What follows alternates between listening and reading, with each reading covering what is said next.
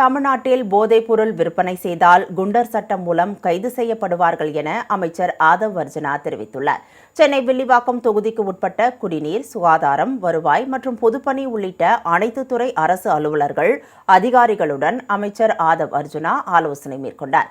இதனைத் தொடர்ந்து செய்தியாளர்களிடம் பேசிய அவர், காவல் நிலையங்களில் 24 மணி நேரமும் சிசிடிவி இயங்க வேண்டும் என தெரிவித்தார்.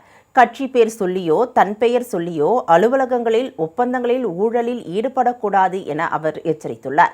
காவல்துறைக்கு முழு சுதந்திரம் அளிக்கப்பட்டதாக ஆதவ் அர்ஜுனா கூறினார்.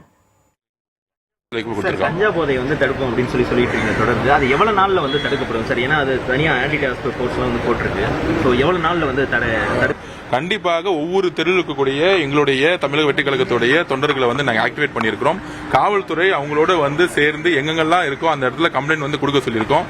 அதை இமீடியட்டா இன்னைக்கு நைட்ல இருந்தே எங்க சேல்ஸ் இருக்கோ இமீடியட்டா பேட்ரோலை போட்டு எங்க சேல்ஸ் இருக்குங்கிறத உடனடியாக போர்க்கால அடிப்படையில் குண்டர் சட்டத்தில் கைது செய்யப்படணுங்கிறத நாங்கள் ரிக்வஸ்ட் வச்சிருக்கோம் போலீஸ் கிட்ட.